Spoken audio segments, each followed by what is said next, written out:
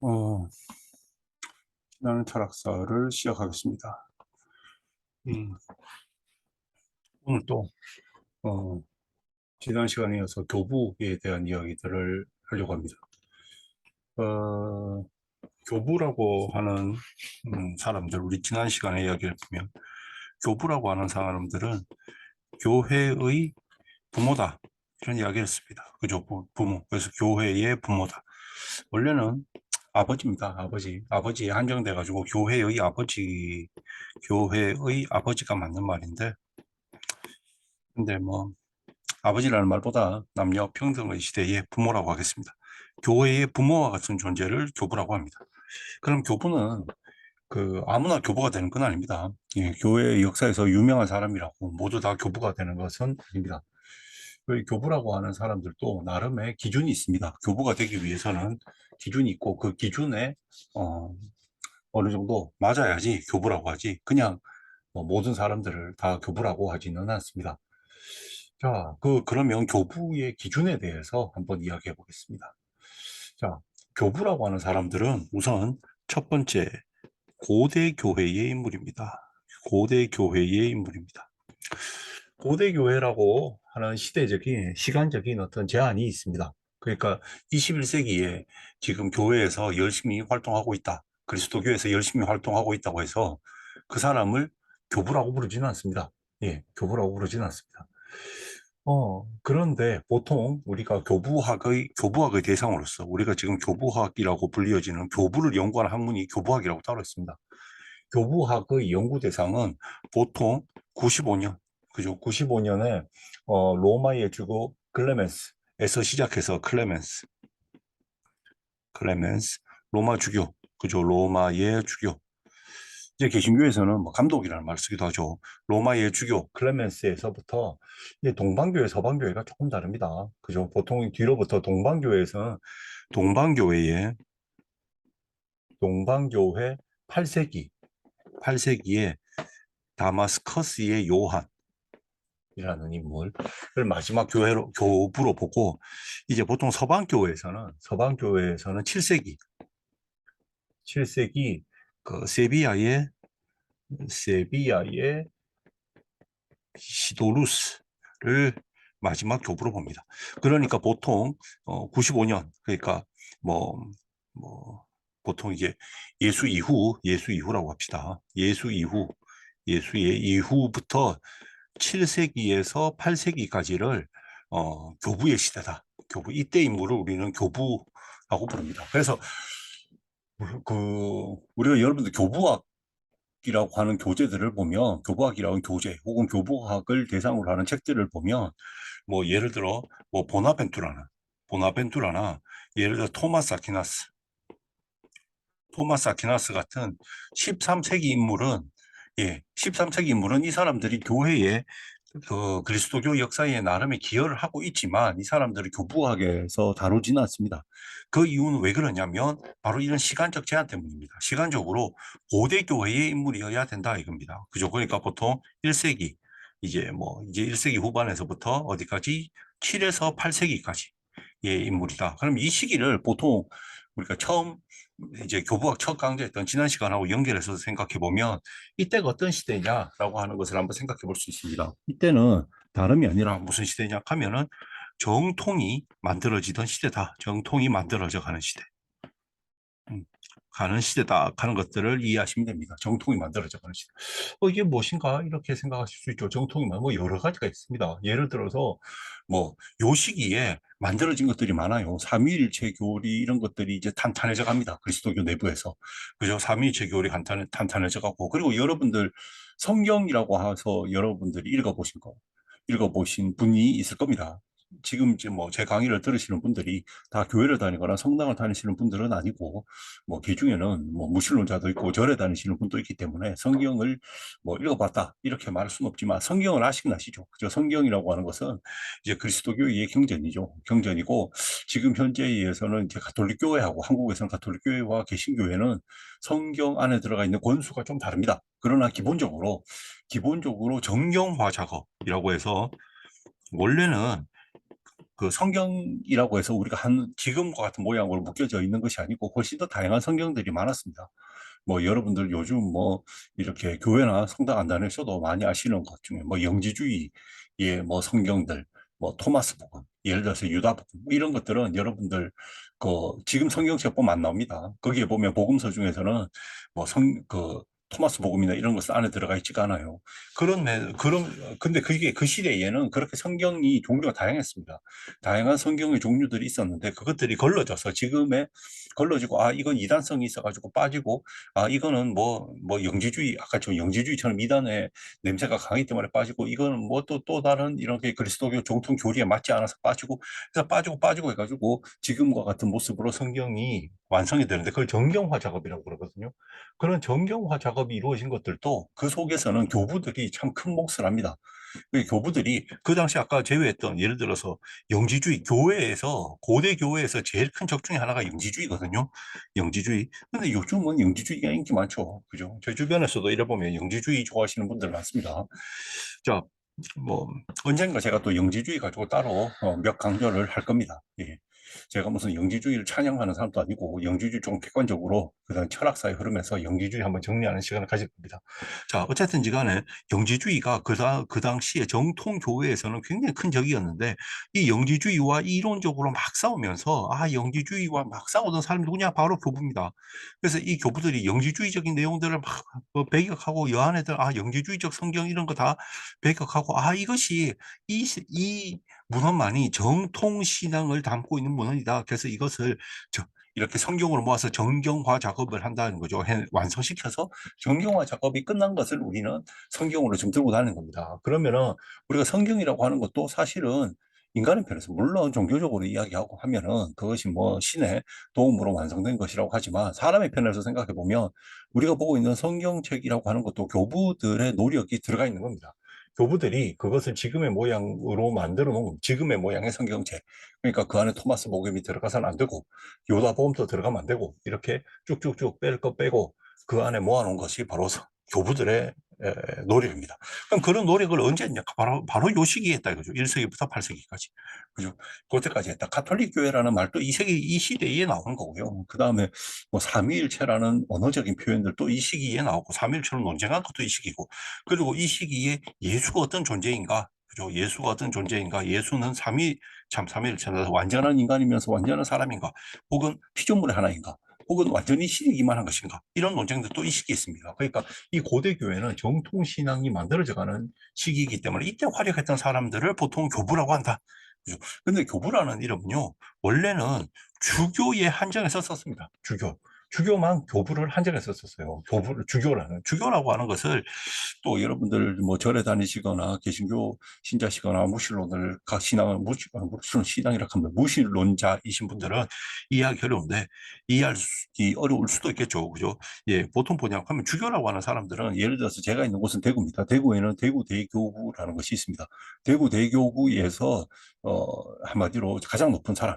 그죠? 뭐 그렇게 말하면 또 누구는 싫어하기도 하는데 어쨌든지 간에 가장 높은 봉사자라고 할까요? 그 사람이 주교입니다. 그죠? 주교. 자, 그러면은 주교에 한정되어 있습니다. 주교. 교황은 로마 대교구의 주교죠. 그죠? 로마 대교구의 주교고, 대구에는 부산도 부산교구의 주교가 있고, 그죠? 대전도 대전교구의 주교가 있고, 광주도 광주 대교구의 주교가 있습니다. 각 교구청이 있습니다. 그리고 그 교구청에 가면은, 이제 또, 다 주교들이 있습니다. 그죠? 그 주교가, 한마디로 주교가 전부 다 그 교구를 관할합니다. 그죠? 그래서 그 주교가 그 그 안에 나는 교회의 행정적인 것들에 책임을 지는 사람이고 실질적으로 그 안에서 다양한 뭐 통수권, 뭐 나라로 치면 통수권자죠. 그런 역할을 합니다. 그 안에 많은 것들을 어, 결정하는 일들을 합니다. 행정적으로도 혹은 뭐 어떤 종교적인 여러 면에서 결정하는 일을 하는데 그 하니까 그 교구 안에 대구에서는 대구대교구 안에 있는 대구 주교가 그것을 서울은 서울 주교가 결정하겠죠. 그죠? 그러면 그 주교에 한해서 이제 이렇게 교부라는 말을 사용했습니다. 주교만 교부라는 말을 사용했습니다. 근데 왜냐하면 주교는 사도시대 이후에 사도직을 수행하는 각 지역의 수장이기 때문입니다. 조금 좀 그 사도나 사도 그러니까 예수의 제자 사도가 있지 않습니까? 예수의 제자 사도도 영원히 살지 않고 다 죽잖아요. 죽고 나면은 사도의 이후에 사도직을 수행하면서 사도의 역할, 그 예수 제자인 사도의 역할을 수행하면서 각 지역 교회의 수장인 거. 그러니까 예수의 제자로서 사도를 대신해서 대구에 와가지고 대구에서 지금 대구 지역 교회 수장인 사람을 죽여라고 하는데 그러면은 각 교구 여러분들이 이제 성당을 다니시거나 혹은 성공회 혹은 뭐 동방정교회 등은 다 교구가 있습니다. 그죠? 그럼 그 교구엔 다 그렇게 사도직을 수행하고 있는 주교가 있습니다. 그럼 그 주교에 한해 가지고 어, 교부라고 있습니다. 그래서 아우구스티누스나 암브로시오는 전부 다 그 주교입니다. 주교면서 교부입니다. 그러니까 그 원래는 고대교에서 주교에 대해서 한정해서 교부라고 불렀다 이 말입니다. 그죠? 그러니까 뭐 아우구스티누스는 히포의 주교고 그다음에 암브로시우스는 그죠? 밀라노의 주교입니다. 제 세례명이 암브로시오입니다. 참고적으로. 자, 그런데 어, 이게 어느 순간 가니까 주교가 아닌데 교회 정통 신앙을 수호하는데 앞장서고, 그죠? 한마디로 교회에 신학적으로 매우 큰 기여를 하는 사람들. 뭐, 예를 들어서 뭐 순교를 하거나 어쨌든지 간에 교회에 매우 큰 기여를 하는 사람들. 우리 이제 철학 시간이니까 이론적인 것을 보면 이론적으로 매우 큰 기여를 하는 사람들이 등장합니다. 주교가 아님에도 불구하고. 주교가 아님에도 불구하고. 심지어, 주교가 아닌 것이 아니라 평신도인 거예요. 그러니까 주교뿐 아니라 일반 신부도 아닌 사람이 교회에 매우 큰 기여를 하는 사람들이 등장합니다. 그래서 그 사람들을까지도 포함해서 이제 어느 순간부터는 교부라고 부르기 시작합니다. 그죠? 그 예를 들어 가지고 아우구스티누스가 교부라고 부른 사람 중에서 히에로니무스라는 사람이 있습니다. 히에로니무스 이렇게 성경을 여러분들이 갖고 있는 그 성경이 원래 성경은 구약은 히브리어로 쓰여 있고 신약은 헬라어로 쓰여져 있습니다. 그것을 그 당시에 로마 제국의 언어인 라틴어로 번역을 한 거죠. 왜냐하면 시간이 지나다 보니까 헬라어로 써놓으면 헬라어로 이제 지중해 연안의 공용어가 헬라였기 때문에 헬라어로 번역돼서 신약이 다 읽혔는데 시간이 지나다 보니까 이제 그 지중해 로마 제국의 언어인 라틴어가 지중해 영역의 일반적인 공용어가 되면서 공통 문자가 되고 공통 문자 언어가 되고 문어가 되면서 라틴어로 번역해야 될 필요성이 등장한 거죠. 그래서 라틴어로 이 성경을 신구약을 다 번역하는 겁니다. 불같다라고 하는 성경입니다. 불같다라고 하는 것도 대중적인이라는 뜻이죠. 그래서 많이 읽어라 이겁니다. 대중적으로. 그런 성경을 그렇게 번역한 그죠? 혼자서 그걸 번역했으니까 얼마나 힘듭니까? 그죠? 그 사람이 히에로니무스입니다. 그러니까 히에로니무스가 교회에 매우 큰 기여를 한 거죠. 성경을 번역했으니까. 그래서 그 사람은 주교가 아닙니다. 그죠? 주교가 아니에요. 아우구스티누스처럼 히포의 주교나 암브로시오처럼 밀라노의 주교나 그렇게 주교가 아닙니다. 그렇지만 그런 기여를 했기 때문에 히에로니무스는 교부라고 부릅니다. 근데 아까 이야기했 그러니까 이제 뭐냐? 주교가 아님에도 불구하고 기여하는 사람들이 등장하고 그래 주교가 아님에도 불구하고 그죠?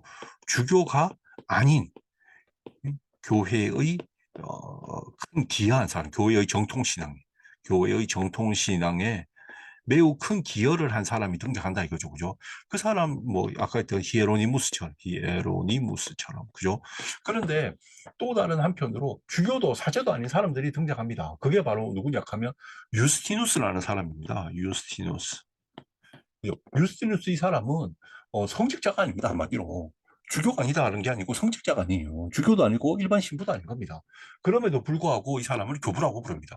히에로니무스는 지금 우리가 보통 347년에서 뭐 420년 정도. 이게 뭐 정확하진 않겠죠. 옛날이 뭐 어떻게 달력 일일이 기록하고 이러지 않아서 저는 옛날에 뭐 근대 이전 기록들은 대체로 다 대략 그럴 거라고 생각하시면 되는데 이쯤에 태어나서 죽은 사람이고 유스티누스 같은 사람도 대충 100년에서 165년 이 무렵에 살았던 사람으로 봅니다. 그러면 이때 이 시대 아까 말했던 고대교회 시대잖아요. 고대교회의 시대인데 이 사람은 사제가 아닌 거예요. 그러니까 이렇게 이들도 교부라고 부르기 시작하면서 여러분들 교부문헌에 보면 이 사람들 작품이 들어가 있습니다.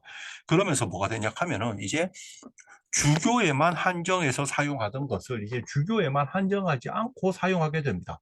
그죠? 옛날에는 무슨 말인지 아시겠죠? 주교에만 사용하다가 4세기 후반부터 주교만 한정한 것이 아니고 아까 말했던 정통신앙에 기여한 사람들 4세기 이후부터는 정통신앙에 기여한 사람들은 모두 다 교부라고 부르기 시작했다 이겁니다. 그죠? 모두 다라고 해도 나머지 세 가지 기준에 또 부합해야 됩니다. 그죠?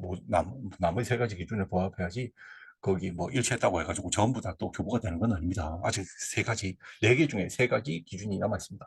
자, 또 하나는 뭐냐 하면은 정통교리입니다. 정통교리. 자, 이것도 쉽지 않죠. 자, 정통교리입니다. 두 번째가. 첫 번째가 고대 교회고, 고대 교회란 시간적이 있다면, 두 번째는 내용적으로 정통교리의 옹호자여야 됩니다. 정통교회 수호자여야 됩니다. 그러니까 제가 어느 날 그 광주 지역에서 제가 그 강의를 하다가 이런 이야기를 하니까 한 분께서 질문을 하시더라고요. 자기가 이제 그분이 성당을 다니시는데 나름 교회사를 좀 있다 보니까 자기가 이 사람 참 좋은 교부라고 생각하고 있었는데 알고 보니까 그중 일부 내용들은 현대의 지금 가톨릭교회에서 봤을 때는 가톨릭교회 정통 교리에 좀 부합하지 않는 것 같다. 그럼에도 불구하고 어떻게 이 사람이 그 교부라고 우리가 바로 부르고 그러느냐라고 저에게 묻더라고요. 예.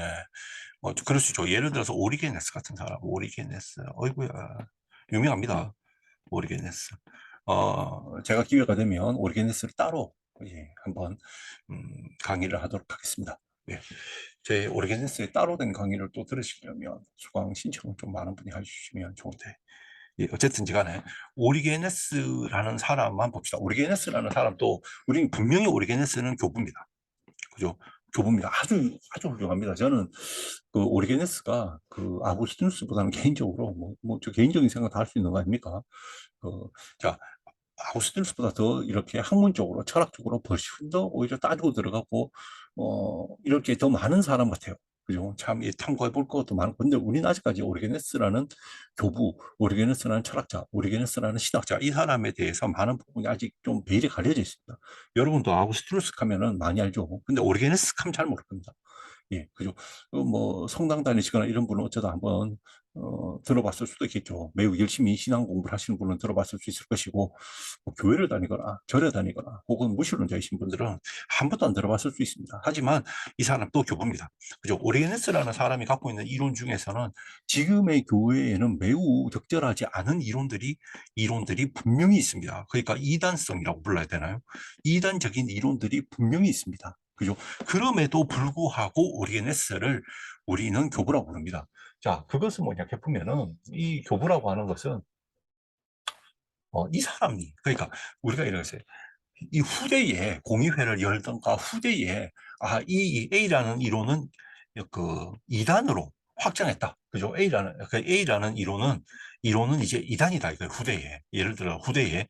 그런데 이보다 앞선 시기에 이것이 아직 이단으로 확정되지 않았던 그러한 시대에 활동한 사람들이 있을 수 있잖아요.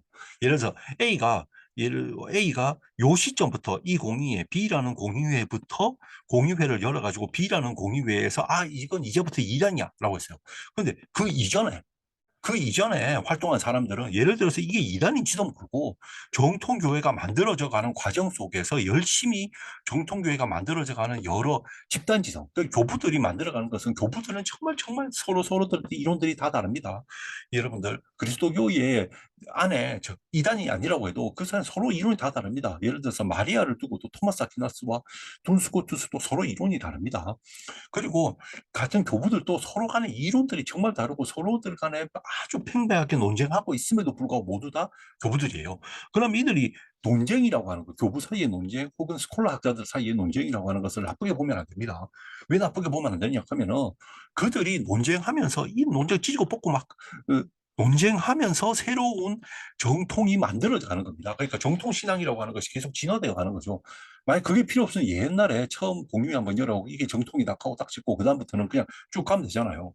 그럼에도 불구하고 계속 시간이 지나면서 계속 이것은 이단이고 또 이것은 이단이고 계속 나가는 것은 사회가 그 정도로 모습이 달라지고 사회의 모습이 달라지는 만큼 또 다른 새로운 이단들도 등장하게 되는 것이고 정통신앙을 흔드는 것이 등장하게 되니까 그때마다 공유회를 열고 그때마다 이것을 이단이라고 만들어가는 겁니다. 그러면 그런 조건들 그렇게 다이나믹하게 계속 정통이 만들어져가는 과정의 조건이 뭐냐면 그것은 바로 끝없는 다툼입니다. 그럼 그 다툼 중에서 A, B, C라는 교부가 다투었는데 B의 이론에 좀 가까운 것이 나중에 정통이 됐다고 합시다. 그러면 A와 C를 그럼 다 이단이라고 해서 교회에서 이 사람을 배격해버리고 지워버리느냐? 그러지는 않는다는 겁니다. 그러지는 않아요. 왜냐하면은 이전에 이 정통이 만들어지는데 사실 열심히 활동한 거고 이 사람 자기 이단이라고 생각하지도 않고 그저 자기가 자기가 더 올바르게 그 교리 혹은 성경을 제대로 해석해내기 위해서 노력하는데 기여한 사람들이잖아요. 그러다 보니까 소급 적용해가지고 이단으로 부르지 않는다 이겁니다. 소급 적용해가지고. 그렇기 때문에 아까 예를 들어가지고, 이 교부는 조금 이상한데, 이 교부는 좀 이단이라고 불러야 되는 거 아니야? 그런데 왜 교부라고 해가지고 우리가 그리스도교 안에서는 교부라고 하면은 이렇게 높게 보는데, 이 사람 왜 이렇게 높게 보지? 라고 하는데, 그것은 바로 이런 이유 때문입니다. 그죠? 소급 적용하지 않습니다. 그거 기억해 주십시오. 그러니까, 자, 교부가 지금은 교리로 보면은 이단과 같은 모습을 보이지만, 그것이 잘못이라고 확정되기 이전에, 그죠? 어떤 공의를 통해서 잘못이라고 확정되기 이전에 정통을 만들어가는 과정에 오히려 기여한 사람인 거예요. 그렇기 때문에 그들 모두 다를 사실 그 논쟁에 참여했던 이들을 모두 교부라고 부른다 이겁니다. 그죠? 그러니까 음 그러니까 이제 여러분들 이해하시겠죠. 그죠? 정통교회 그러니까 서로 이 교부를 보면 가끔씩 보면 이게 좀 다를 수 있어요. 지금 뭐 교회당 개신교에 다니시는 분이나 혹은 뭐 성당을 다니시는 분이 이게 정통이야라고 생각했던 것과 그죠? 그 교부의 이론과는 좀 다를 수 있습니다. 그렇다고 해서 왜 이 사람을 교부라고 하지 이렇게 할 필요는 없어요. 그죠? 정통 교리를 어쨌든지 간에 정통 교리 수호자라는 개념을 쓰지만 저는 개인적으로 그래서 정통 교리가 만들어져 가는데 기여한 사람들입니다. 그 기여를 하기 위해서는 때로는 수많은 차이의 공존, 차이가 서로 막 다투면서 새로운 게 또 튀어나오는 거예요. 만약에 차이들이 공존하지 않으면 새로운 게 안 나오고 옛날 게 계속 쭉 갑니다. 그죠? 계속 옛날 거를 가지고 제일 첫 번째 공유회를 쭉 했는데 이거 시대가 다르고 문화가 달라지면 또다시 또 해야 되고 또 해야 되고 한 계속 그럼 그 사이에 다양한 이론들이 그 새로운 시대를 위해서 논쟁하는 겁니다. 그 중에서는 나중에 그 애씀이 정통으로 받아들여지지 않는다 하더라도 정통 교리가 만들어지는데 분명히 일조한 사람이라는 것을 우리가 부정해서는 안 될 것 같습니다. 그렇기 때문에 정통 교리 여기 옹호자라고 하지만 저는 개인적으로 정통 교리가 생성되어 가는데 정통 교리가 진화되어 가는데 기여한 사람이다. 이렇게 이해하려고 합니다. 그것이 제가 생각하는 철학적으로도 그게 맞는 것 같습니다. 어, 철학이 그러니까 제가 저희 철학을 아시는 분도 있고 모르시는 분도 있지만 제가 이제 저희 철학을 흔히 더불어 철학이라고 그러는데 그러니까 어떤 하나의 정통이라고 하는 것이 누구 한 사람이 뚝 정해서 이거가 정통이니까 믿어 이게 아니라 수많은 교부들이 더불어 만들어 놓은 겁니다. 그 더불어 만들어져서 하나가 되면 이 하나가 또다시 또 다른 시대의 한계에 봉착하게 되면 또다시 여러 교부들이 이 정통 신앙을 고민하면서 또 다른 시대를 열어가는 거죠. 그죠? 그럼 그 더불어 있는 여러 교부들 가운데서는 이후에 정통이라고 이렇게 온전히 정통으로 받아들여지지 않는다 하더라도 그 정통이 만들어져 가는데 기여했다라는 것 자체를 우리가 그 배제해서는 안 되겠다. 기여했다라는 것에서 기여했다는 점을 우리가 인정하지 않아서는 안 될 것 같습니다. 자, 그리고 또 하나가 세 번째입니다. 세 번째는 뭐냐 하면 성스러운 삶입니다.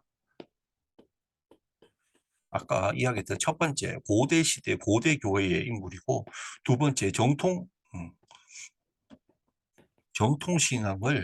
정통신앙의 기여자이고 옹호자라고 합시다. 자, 예, 합시다. 그런데 이 두 가지를 다 충족했는데 그 사람이 아주 개망난이야. 개망난. 그래서는 안 됩니다. 그죠? 그러니까 이걸 다 충족시켰는데 그 사람의 삶이 아주 꽝이다. 삶이 꽝이다. 그래갖고는 그 교부가 될 수 없습니다. 교부가 될 수 없어요. 그죠? 교부가 되려고 하면 기본적으로 그 삶이 그 성스러운 삶을 살아야 된다. 한마디로 적어도 착하게 살아야 되는 겁니다. 그죠? 그러니까 그 뭐 그러니까 좀 이렇게 하죠. 아우구스티누스는 나쁘게 살았는데 이러하지만 실제로 아우구스티누스 고백록 보면 아우구스티누스 그렇게 나쁘게 산 사람은 아닙니다. 나쁘게 산 것이 아니고 이제 자기가 신을 향한 여정 그죠? 그러니까 신을 알아가는 여정, 신을 몰랐던 시절을 좀 나쁘게 회상하고 이런 것이지, 뭐 아우스트로스 삶이 그 도덕적으로 굉장히 나쁜 삶이고, 그리고 이렇게 아우스트로스가 그리스도교로 그 회심한 이후에 그의 어떤 삶의 모습이 도덕적인 큰 결함이 있거나 이렇지는 않습니다. 우리가 보통 도덕적 큰 결함이 있고 사회적으로 매우 지탄받는 사람, 이런 사람들을 교부로 보지는 않았다는 거죠. 교회 내에서도 교회 내에서도 매우 존중받는 사람이어야 하는 겁니다. 그죠? 물론 이런 것은 나중에 가면 여러 가지 우리가 좀 철학적으로 생각하면 여러 가지 생각을 해볼 수는 있습니다. 뭐, 그, 이제 제가 20살, 막 21, 2살 이럴 때 한참 방학 기간, 그때는 목사가 되고 싶었거든요. 그때 이렇게 나름 신학사를 혹은 교회사를 이렇게 좀 삐딱하게 바라볼 때, 물론 지금도 기본적인 시선이 좀 삐딱합니다. 그러니까 생각 자체가 좀 삐딱해서 그런지 삐딱하게 바라보는데, 그때 항상 고민이 그런 거 있거든요. 이 교부가, 뭐 나중에 뭐 교부를 이야기할 때 하겠지만, 이 교부가 혹은 교회에 매우 존경을 받고 있는 인물이 그 사람이 갖고 있던 이론들을 이렇게 보면 그 시대에도 이러한 입장들이 교회 밖에서 봤을 때 과연 좋게 보였을까라는 생각을 할 때가 있습니다. 그러니까 교회 안에서는 그 이론이 매우 좋은데 교회 밖에서 봤을 때 그 이론이 좋은 이론으로 인정받을 것인가? 뭐 그렇지 않은 경우들도 있는 것 같아요. 제 눈에는. 그러니까 교회 안에서는 매우 성스럽고 거룩한 삶인데 교회 밖에서 보면 그렇게 성스럽지도 그렇게 거룩하지도 않은 것 같을 때가 있는 것 같습니다. 그러면 어떻게 해야 되는가? 그런 고민은 살짝 듭니다. 예, 그런 고민.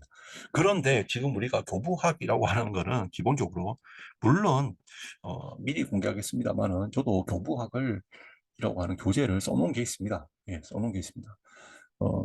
말분들하고 같이 한번 읽어보려고 제가 적어놓은 게 있고, 옛날에 그, 그 원래 제가 막 제가 다니는 성당의 분들하고, 나중에 이렇게 교부문헌을 읽었거든요. 교부문헌을 읽다가, 교부에 대해서 한번 전체적인 정리를 했으면 좋겠다 해가지고, 이렇게 기본적인 지금 초고죠. 이렇게 손대지 않는 초고로 A4 한 140페이지 정도 있는데, 이걸 손봐가지고 언제 세상에 나오겠죠. 그죠? 손봐가지고. 거기 보면, 제가 조금 이때까지 나온 교부학과는 좀 다른 시선을 가지고 있습니다. 근데 기본적으로 지금까지 있는 교부학이라고 하는 것은, 교부학의 한계가 뭐냐면, 교부학의 한계는 그리스도 교회의 정통신앙의 수호자라는 것을 본다라는 측면에서 봤을 때, 그렇게만 한정돼 가지고 외부에서 보는 교부의 모습이 드러나기보다는 내부에서 마치 교부와 교제 중에서 상당수는 성인전을 보는 듯한 느낌이 듭니다. 그러니까 성스러운 이의 삶과 그의 문헌 내용을 정리하는 것 정도로 생각하고, 그냥 뭐 사제나 목회자, 그 성직자나 목회자가 되는 과정에서 그냥 잠시 배우는 것 정도로 한국에서 여겨지기도 합니다. 그래서 내용을 보면 거의 성인정처럼 돼 있고, 디테일하게 이 사람이 어떠한 이론을 가지고 있는지에 대해서 깊이 들어가는 경우는 그런 책 자체가 그렇게 흔하지 않은 것 같습니다. 그리고 그렇게 들어간다 하더라도 교회 내부적 시선입니다. 교부라는 이름 자체가 교회의 부모이기 때문에 교회의 부모에 대해서 교회 안에서만 바라보는 겁니다.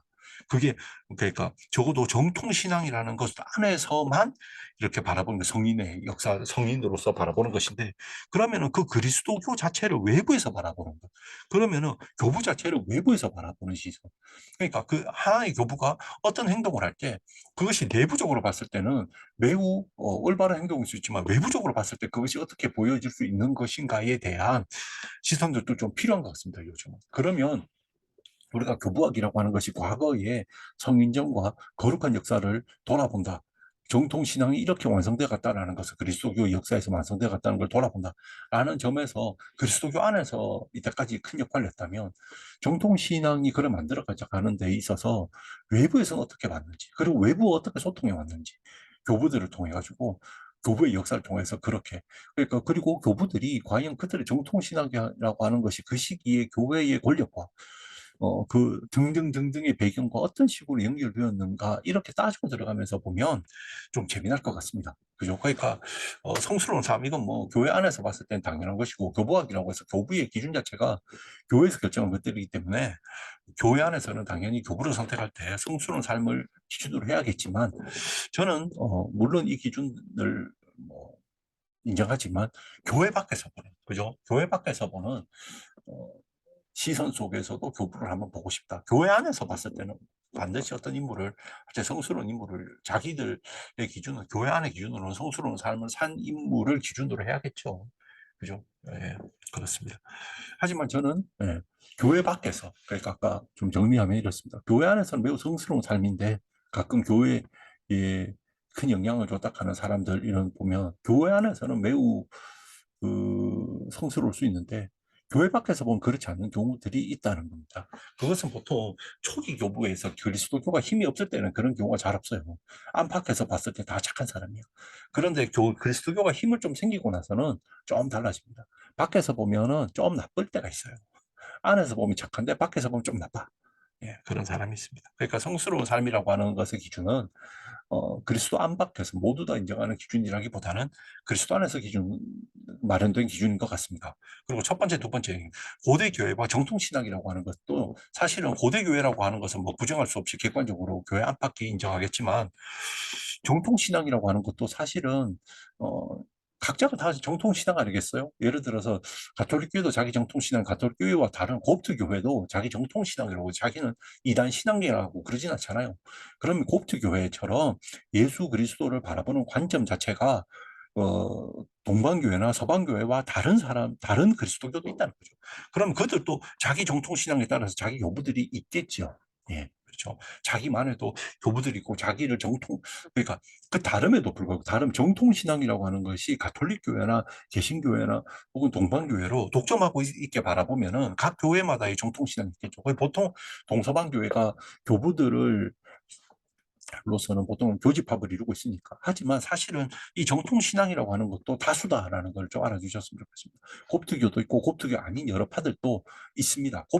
그러니까 이렇게 다양한 파들이 있습니다. 그죠? 그럼 그 다양한 파들이 우리 이때까지 이렇게 동서방교회 기준으로 되어 있는 교회사를 받고, 특히나 서방교회 위주로 되어 있는 교회사를 쭉 익숙하게 봐왔어요. 뭐 절에 다니시는 분이 흔히 보는 교회사도 그렇고, 궁금해서, 그리스도가 궁금해서 시중에 사보는 것도 보통 서방교회 입장에서 쓰여진 것이고, 그죠? 뭐 교회 다니시는 분도 마찬가지고 성당 다니시는 분도 마찬가지고. 하지만 실제로 정통은 하나만 있는 것은 아닙니다. 서방교회 하나만 갖고 있는 것이 여러 정통 신앙이 있다라는 것 속에서 바라볼 필요가 있습니다. 그죠? 그러면 경우에 따라서 좀 극단적으로 말하면, 동서방교회에서는 이 사람은 교부가 아니야라고 하는 사람도 또 다른 정통 신앙에서는 교부일 수 있다는 겁니다. 네. 자, 그럼 세 번째, 어쨌든지 간에, 성스러운 삶에 대해서, 뭐, 세 번째, 네 번째 기준은 무엇이냐 하면 교회의 승인입니다. 교회의 승인. 제가 뭐 첫 번째, 두 번째, 세 번째 기준에 대해서 조금 전에 이렇게 제 입장에서 설명을 좀 했는데요. 그런 것들, 제가 이렇게 바라보는 것 자체도 저한테 이렇게 교부학을 배우구나. 이때까지 제가 교부학을, 시민들을 상대로 혹은 뭐, 이렇게, 어, 몇 번 강의를 한 적이 있습니다. 그때마다 저희 강의를 들으시는 분들이 무슨 목회자나 성직자가 되겠다고 하시는 분은 아니고, 그리스도교 교회사를 조금 더 좀 차가운 눈으로 돌아보려고 하시는 분들이거든요. 이제 저도 좀 그런 면이 있고요. 그러다 보니까 이제 그런 식으로 풀이를 한 것이고, 보통 뭐 교부학 책들을 여러분들이 사보시면, 저도 한국어로 된 교부학 책들이 꽤나 있습니다. 외국 책 중에서 한국어로 번역한 것도 있고, 보면은 성인정 같은 역할들이 많이 합니다. 그런 성인정 같은 역할들. 근데 이제 교부학도 조금, 다른 모습. 그러니까 교회 밖에서 사람들. 그러니까 그리스도교 신학 의 내용으로서만 바라보는 것이 아니라 그 그리스도교가 한 사회 속에서 존재해 왔기 때문에 그 사회 속에서 어떤 기능을 했는가의 내용도 담는 교부학이 필요한 것이 아닌가 하는 생각에서 한 겁니다. 네. 자, 교회 성인이 필요하다. 이거는 뭐 당연하겠죠, 그죠? 이거 왜냐하면 그리스도 교회의 부모이기 때문입니다. 그렇기 때문에 그게 교부거든요. 그럼 그리스도교에서 승인하지 않으면 그것을 어떻게 뭐 교부라고 할 수가 없겠죠. 이때 승인이라고 하는 것은 어느 날 잡아가지고 뭐 무슨 뭐 높은 목사나 높은 뭐 교황이 자, 이 사람은 교부입니다. 이렇게 뭐 선언하는 막 그런 것이라기보다는 보통 교회가 인정하는 순교록, 그리고 옛날에 순교한 사람, 순교록에 수록되어 있거나 공유회나 교회의 이런 어떤 교회 문헌에 인용이 되었거나 직접적인 인용이 된 글을 쓴 사람이라거나 이런 경우들을 이야기합니다. 그죠? 그렇게 돼야 된다. 그러니까 요게 교회의 승인이라는 부분은 사실 뭐 지금 우리는 그 철학사 수업을 하겠어요. 여기서는 큰 철학적 해석을 하기 어렵고 하나 내가 네 번째 기준이란가 하시면 되는 거고 철학적 의미에서 삶았을 때 성스러운 삶, 고대 교회, 그 다음에 정통신앙 요 부분은 철학적으로 이렇게 저렇게 할 만한 이야기들이 제법 있다. 그죠? 철학적으로 이렇게 저렇게 할 만한 이야기들이 제법 있다라고 생각을 하면 될 것 같습니다. 그리고 이어서 이제 봅시다. 자, 우리가 그러면 다시 정리하면 교부라고 하는 사람은 아무나 교부라고 부르지는 않는다 했어요. 그죠? 첫 번째, 고대 교회의 사람이어야 하고, 그죠? 고대 교회 정통 신앙을 옹호하거나, 그죠? 정통 신앙이 만들어져가는 과정에 기여한 사람입니다. 자, 세 번째는 성스러운 삶을 살아야 되고, 네 번째는 교회의 승인이 필요하다. 이렇게 이야기했습니다. 이 네 가지 기준을 어, 네 가지 기준에 이제 부합하는 사람을 교부라고 그럽니다. 그죠? 이 중에 뭐 빠지면 안 돼요. 아까 이야기했듯이 교회 승인이 없이 그래 있어도 안 되고 그 다음에 교회 승인도 받고 막 그렇게 뭐 정통 신앙을 유지했는데 뭐 예를 들어 성스럽지 못한 삶을 살았다. 그래도 안 됩니다. 그죠? 근데 성스럽지 못한 삶을 산 사람을 예를 들어서 교회 안팎으로 뭐 교회 안팎으로 매우 나쁜 놈이라고 욕도 먹는 사람을 교부라고 그러지는 않겠죠.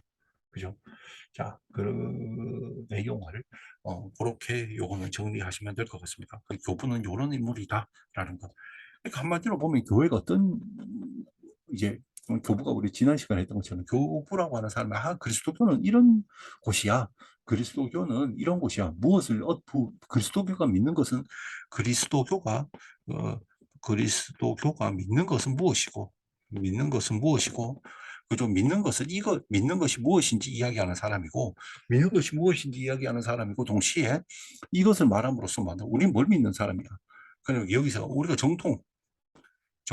여러 가지 다양한 것을 믿는 것의 내용이 점점 달라지니까 그러면 안 되고 믿는 것을 분명히 한다는 것은 정통신앙을 딱 다져가지고 내부적으로 그죠? 교회 내부적으로 우리가 믿는 것을 설득하고 그죠? 설득하고 교회 외부적으로 그죠? 우리는 무엇을 믿는지 역시 설득하는 그것이 교부의 역할이라고 하는데 그것들도 사실 여기 연결이 되죠. 고대 교회의 정통신앙을 이야기하면서 내부 외부적으로 설득한 사람들입니다. 그런데 이런 일을 한 사람들은 보통 성스러운 삶을 살아야 될 것이고 교회 승인을 받아야 된다. 이렇게 생각하면 지난 시간의 이야기와 이렇게 떨어지지 않고 이어져 갈 것입니다. 그죠? 자, 그 다음에 또 보면 그리스도교는 우리가 이제 교부가 교부가 활동하고 있었던 그 고대 교회로 한번 쭉 가봅시다. 뭐 갈 수는 없고요. 생각 속에서 가는 거죠. 그죠? 진짜로 우리가 무슨 어떻게 그 고대로 가겠어요. 고대로 갈 수가 없죠. 그죠? 그 생각 속에서 한번 가보면 고대 교회라고 하는 것은 고대 교회는 생각보다 매우 다양합니다. 그게 뭐냐 하면은 그전 우리가 시간에서도 이야기했지만 예수론의 그러니까 기독론 그죠 이제 개신교에서는 보통 기독론이라고 하고 그리스도론 그죠 그리스도론 개신교본 기독론이라는 책을 본 것 같은데 이제 성당 같은데 이제 가톨릭 서점에서 보면 뭐 기독론이라는 책을 쓴 거는 잘 본 적이 없는 것 같아요. 하여튼 그리스도론 기독론 뭐 같은 말이죠. 번역한 말이냐 그냥 있는 거에다 그냥 이제 그리스도라고 쓰느냐 이 정도 차이인데 이런 것들이 주로 많이 다루어졌는데 많이 다루어졌다라는 말은 이것에 대한 다양한 입장들이 있었다는 겁니다. 그죠? 옛날에는 다양한 입장들이 있었다는 거고 자 그러면은 그 다양한 입장들이 사라졌냐 하면 사라진 것이 아니고 쭉 이어져 내려왔죠. 그죠? 그러니까 그 지금 또 보면은 사라진 교회에서 고대 교회 이런 이단이 있었다. 근데 그 이단 중에 안 없을 것까지 있는 이단들이 많아요. 근데 그 이단들은 자기 정통이라고 생각하지 자기를 이단이라고 생각하는 사람은 없겠죠. 그죠? 여기 이런 가운데 이런 혼돈된 세상이었기 때문에 유독 정통 신앙이 무엇인지가 매우 중요했던 시대를 살았습니다. 그죠? 정통신앙이 매우 중요한 시기를 살았습니다. 그럼 이때 정통신앙이라고 하는 거. 근데 우리가 보통 한국에서는 뭐 kopt교회, 한국에도 kop트 교회가 제가 알기로는 뭐 이집트나 이런 데서 오신 분들이 있고, 한국에도 kop트 교회 신자들이 매우 적죠. 예, 매우 적지만 있는 걸로 압니다. 그래서 서울이나 이런 데 보면 그분들이 이렇게 모임을 가지고 있고 예배도 있는 걸로 압니다. 예. 뭐 그것이 매우 큰 성당을 가지고 있거나 무슨 뭐 지나 보면 막 큰 성당을 가지고 있고 이런 것은 아니지만 있는 걸로 합니다.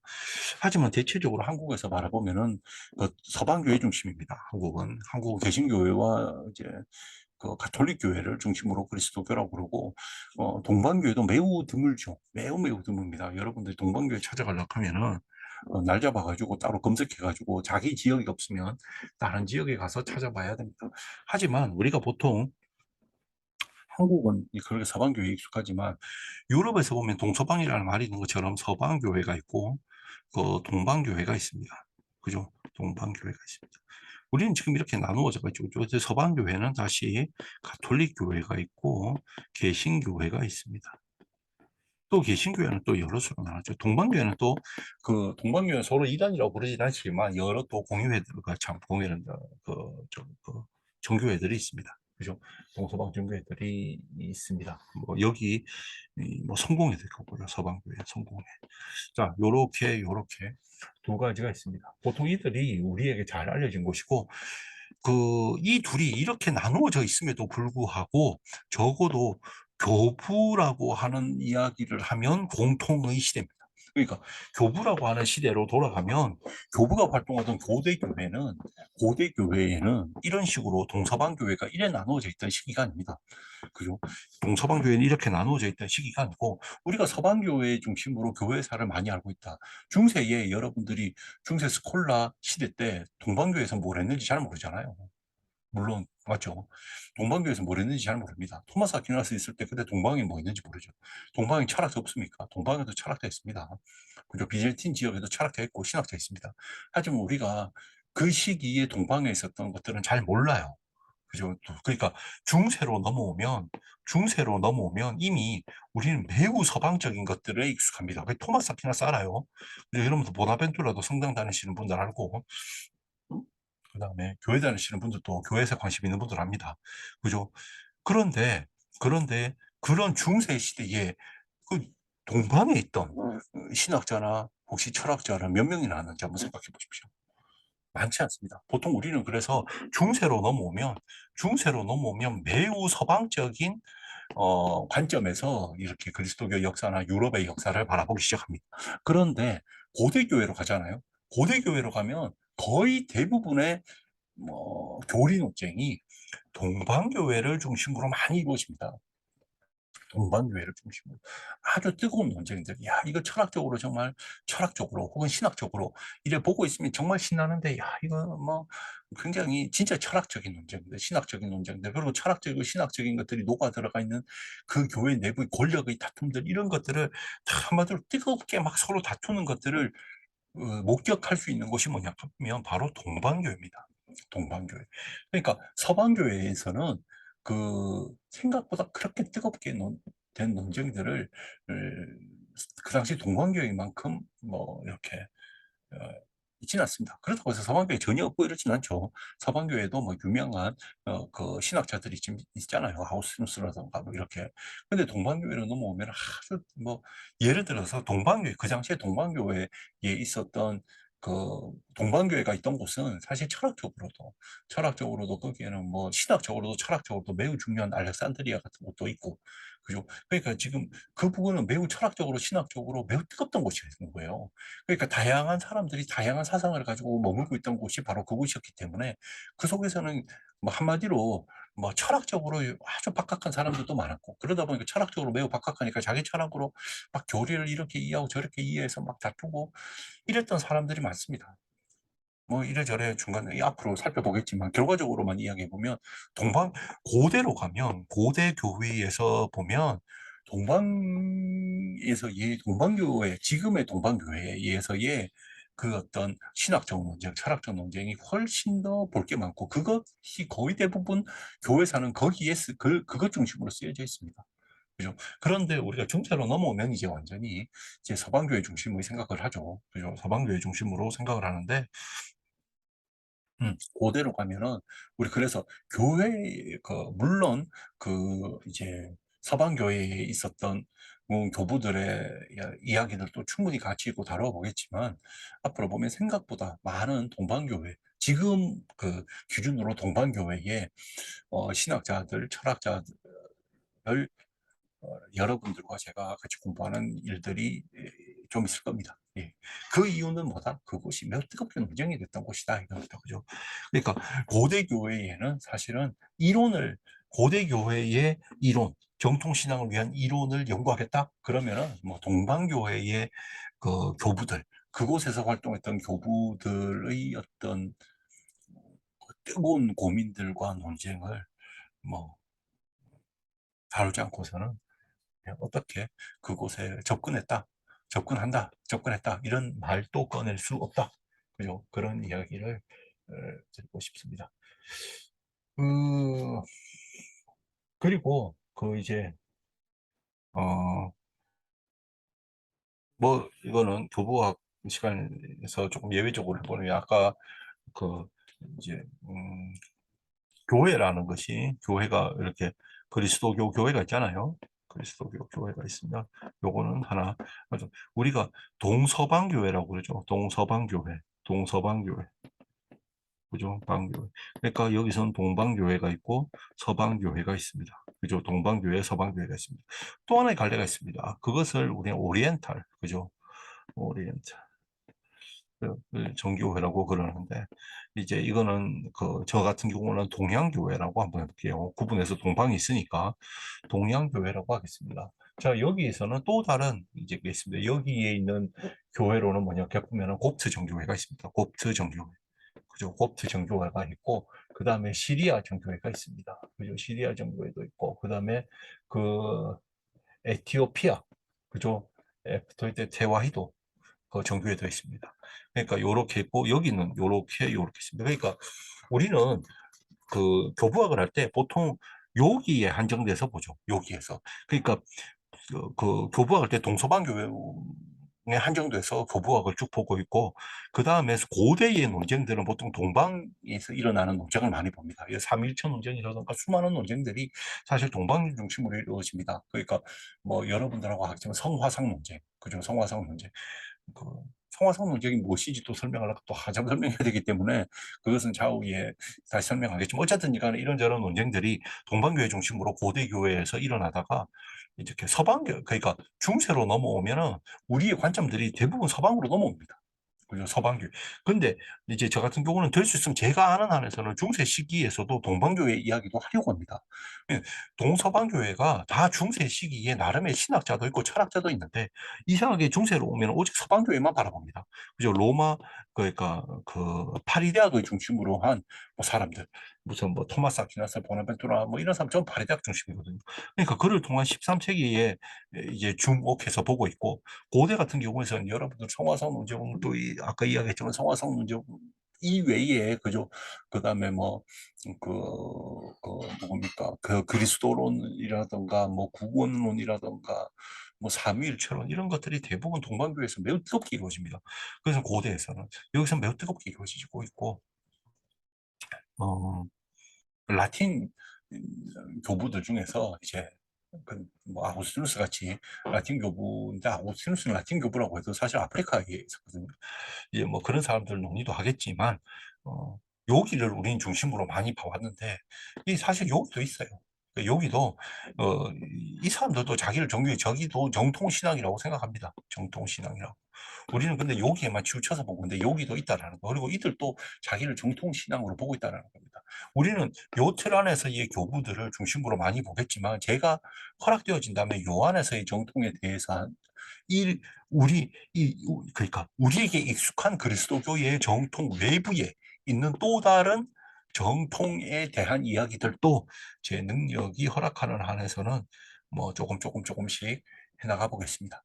예, 뭐 교부에 대한 것도요. 제가 갖고 있는 자료나 이런 한에서는 이야기하겠습니다. 보통의 그 교부학 그 영역 안에서 다루지 않죠. 왜냐하면은 이단이라고 불려지고 오랜 시간 동안 그랬기 때문에. 근데 지금은 안 그렇습니다. 지금은 여기에 뭐 곱트 교회 같은 경우는 여기 있는 가톨릭 교회하고 이렇게 무슨 이렇게 무슨 서로 이단이 아니라고 하고 그런 것도 있고 한데, 아까 제가 그거는 우리가 교부에 대한 이야기를 하고 앞으로 중세에 대한 이야기를 하면서 요 이야기를 하는 이유는 정통이라고 하는 것이 하나만 있는 건 아니다 이겁니다. 그죠? 정통이라고 하는 것은 우리에게 익숙한 정통 외부에도 정통이 있는 겁니다. 그죠? 정통이 있는 겁니다. 그리고 교부가 만들어 놓은 정통이라고 하는 거, 예를 들어서 동서방 교회 안에서 교부가 만든 정통이라고 하는 것은 정통이 이제 만들어져 가는 거죠. 1세기부터 7, 8세기까지 만들어져 가는데, 그것을 잘 이해해야지만이 그 이후에 등장하는 스콜라 철학이나 스콜라 신학 시기에 정통이라고 하는 것을 인정하게 됩니다. 그들이 말하는 권위를 인정하게 됩니다. 이해할 수 있게 됩니다. 그러니까 그들이 말하는 그 10세기 이후, 11, 12세기 이후에 등장하는 스콜라 시대에 그들이 부정하지 않는, 그죠? 그 권위의 정통신앙이라고 하는 것을 이해할 수 있어야 됩니다. 그래야지만이 왜 이 사람이 이단이고 왜 이 사람이 이단이 아닌지를 규정 짓는 것들의 많은 요소들이 교부 시대에 결정이 됩니다. 스콜라 시기가 아니고요.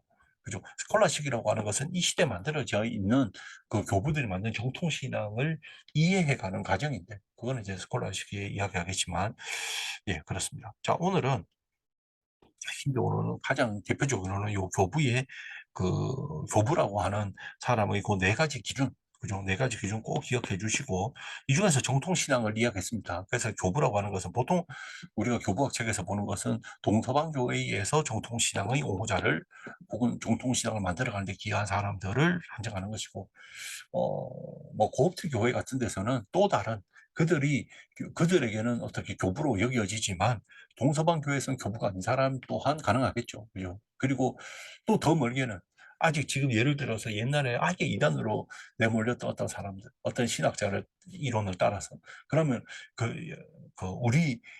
우리에게 익숙한 동서방 교회의 정통에서는 그가 완전히 이단이지만 그 신앙을 아직 유지하고 있는 사람이 있다면 그 신앙 안에서 그 사람은 우리가 이단이라고 하는 사람이 그에게는 정통일 것이다 이 말입니다.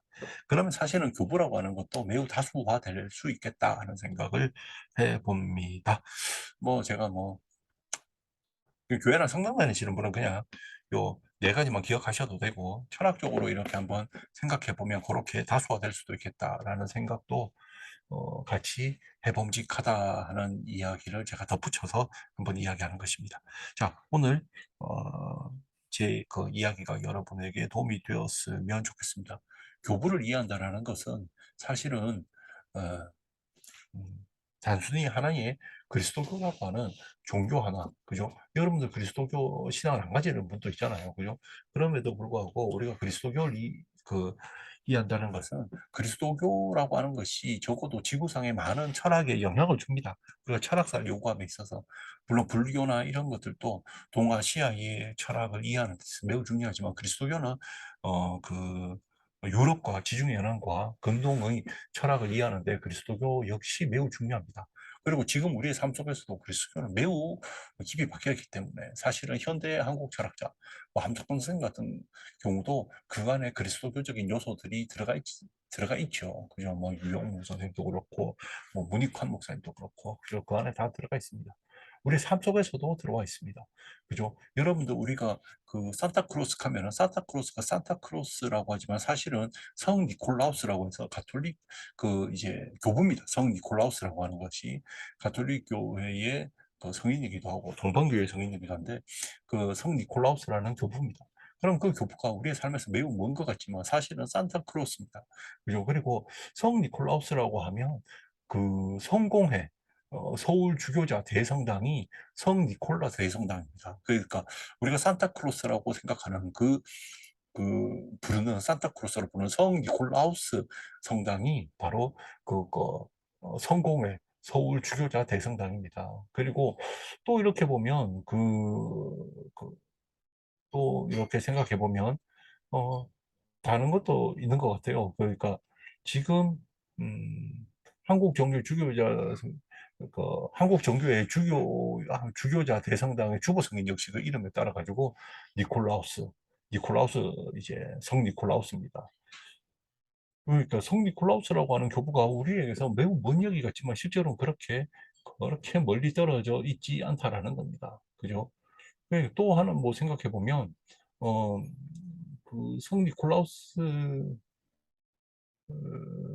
뭐, 예, 어쨌든, 그렇게. 그 성공회의, 성공회의 주교자 성당이, 한국에는 성당이 성 니콜라우스, 정확하게는 성모 마리아와 성 니콜라우스. 그리고 정교회, 한국 정교회가 있죠. 한국 정교회에 또 주교자 성당이 성 니콜라우스 대성당, 성 니콜라우스.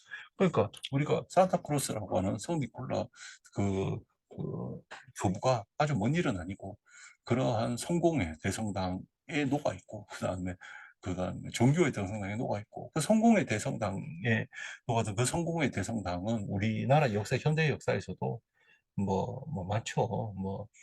그 전두환 군사정권 시대에 그 민주화 운동의 한국이 중요한 역할을 차지했던 것이고 그렇게 어떻게 보면 그 교부 성 니콜라우스나 는 우리에게 그래 멀리 있지 않고 우리 현대사에도 그래 멀리 있지 않는 겁니다. 그리스도교가 그렇듯이 그런 그리스도교를 조금 더 자세히 알아보면 우리가 그들이 그리스도교 신앙을 갖고 있었던 이들의 철학을 이해함에 있어서도 좀 도움이 될 것 같기 때문에 혹시나 교회나 성당을 다니시지 않는 분들도 교부의 이론들을 한번 이해해 보시면 교부의 이론들 이해해 보시면 교부들이 그 자기는 의도하지 않았지만 이후에 많은 철학적 논쟁들, 주체성에 대한 논쟁이라든가 이런 것들에 많은 영향을 준다라는 사실도 알게 될 겁니다. 자, 오늘 강의 들어주셔서 고맙고 다음 시간 어, 네, 다시 뵙겠습니다. 오늘 또 혹시나 컴퓨터가 중간에 줌이 꺼질까 싶어서 말을 빨리 했는데 다행입니다. 자, 오늘 또 강의 들어주셔서 고맙습니다. 다음에 뵙겠습니다. 고맙습니다.